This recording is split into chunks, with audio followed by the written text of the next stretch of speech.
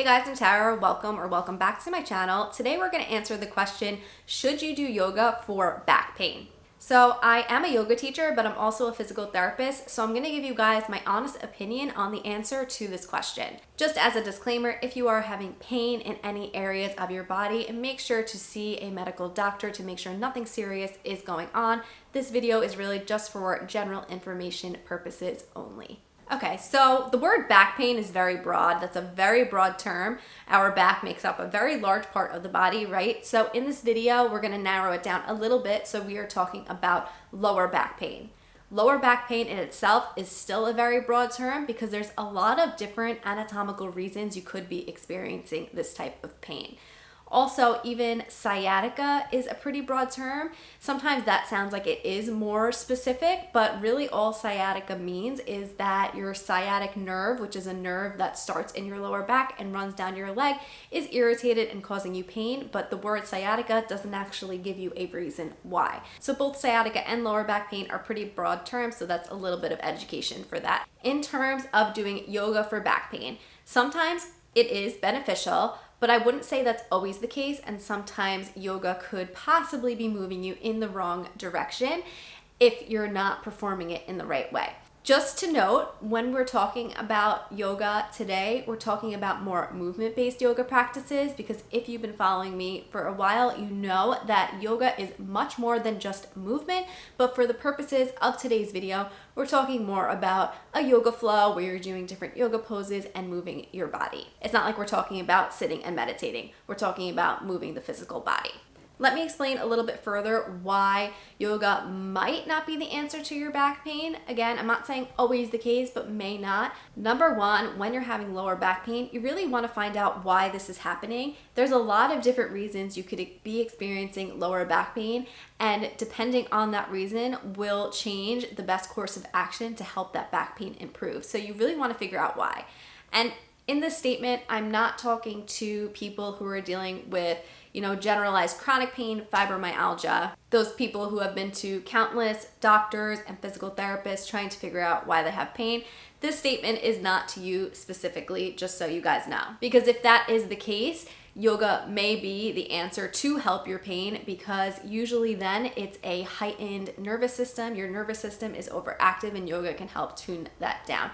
I'm just talking to people who are just dealing with generalized lower back pain, lower back issues. And even for these people who I'm saying yoga might not be the best idea, keep listening because we're going to talk about it, because yoga is actually a really good preventative tool to prevent back pain from happening again. So keep watching. Reason number two why I wouldn't necessarily just jump into a generalized yoga program if you're dealing with back pain is one of the most common causes of back pain is a disc being out of place. This is also called a lumbar derangement. So in my experience, a lot of people who are dealing with back pain tend to fall into this category.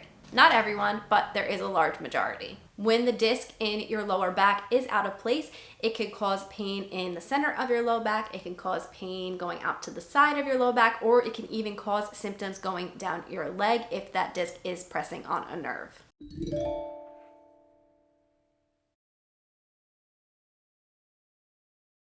If the disc is out of place and you're dealing with a lumbar derangement, the thing that is going to be the most beneficial for you is to find a motion that's going to bring that disc in the lumbar spine back into the center, back in place. So just for a little anatomy for you guys, in the spine, we have our vertebrae. So there's vertebrae going down in a line. In between each two vertebrae, there's going to be a disc, this circular disc. What I'm talking about here is when that disc is not right in the center and it gets moved out to the side a little bit, you want to find a motion that's going to bring that disc into the center. So in this scenario, usually there will be one specific motion that's going to bring that disc into the center, and then the motion that's opposite to that will make that disc push further out in the direction we don't want it to go, which can make your symptoms worse. This is where the problem comes in when you're doing a generalized yoga flow, because you're usually with yoga working in all directions of the spine, which is really great for preventing back pain. But if you already have an issue like we're talking about, most likely one direction's going to make your symptoms worse. So unfortunately, going through a yoga program that's generalized like this is probably going to end up moving you in that direction at some point. It doesn't mean you can never do yoga. What I'm telling you guys is that you need to fix the issue first before you're moving into a yoga program. If you want to do yoga while you are recovering from your back pain, that's why it would be important to work with someone one-on-one who does understand what's going on in terms of the anatomy of your body. Because if you just do a generalized group class, you could be moving in that direction. That is not helping your symptoms. So at this point, you're probably thinking, well, what do I do to make my lower back feel better and to move my disc back into place? I wish there was one answer that everyone could do the same movement and it would move the disc back into place, but unfortunately, that's not the case. Everyone is different. But there are specialists out there who specialize in this type of treatment and who can help assess if this is the issue you're experiencing and help you to get better and improve and get rid of your back pain. So physical therapists who specialize in the McKenzie method are going to be who you want to see. I highly recommend anyone who is dealing with lower back pain, if you have not seen a McKenzie specialist, to see one, because I've seen people in the past when I was treating who had been dealing with back pain for a really long time and unfortunately just didn't get the right guidance that they needed. So even if you've been dealing with back pain for a while, I would still see a McKenzie therapist if you've never seen one. And this isn't sponsored or anything like that. It's just something that through my practice as a physical therapist, I found to have really amazing effects and really help people improve. That's why I'm sharing it with you guys, because I want to help you. So in the description, I'll put a link to a directory. It's a directory of different therapists who are specialized in the McKenzie method. So you can find one that's located near you. I think they have on there even like telehealth physical therapists that are specialized in McKenzie that you can find. So I'm going to link that for you guys there. And I do recommend this for even my people out there who are dealing with chronic pain, because you may be surprised that your answer to your lower back pain may be as simple as moving your body in the right direction. So after you guys see your McKenzie therapist, then yes, I think yoga is a great way to help prevent back pain from occurring again. And not everyone who has back pain is going to have a disc issue or have a lumbar derangement where that disc is out of place.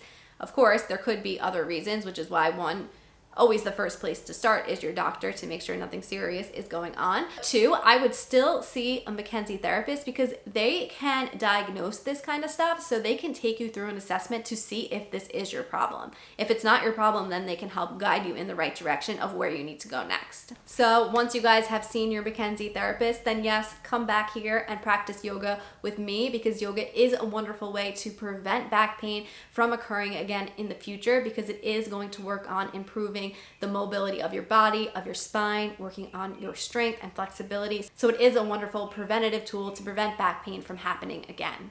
And don't forget that yoga is so much more than movement-based practices.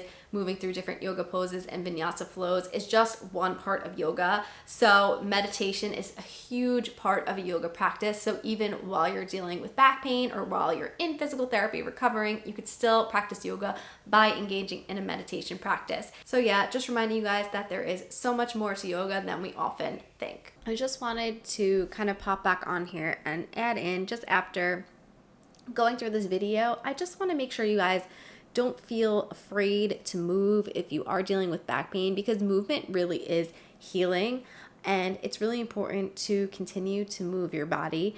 I'm just trying to educate you guys on what the best course of action may be to improve your back pain, but don't be afraid to move. Keep moving your body. But I do think if you have the option to see someone like a McKenzie specialist who can really give you a personalized treatment plan, that's really a great step. And that's where I would recommend that you start. But that's all I have for you guys today. I hope you found this video helpful and I hope you learned a little bit. If you guys are not already, subscribe to my channel. Please hit that subscribe button right below me and I'll see you guys in my next video. Bye guys.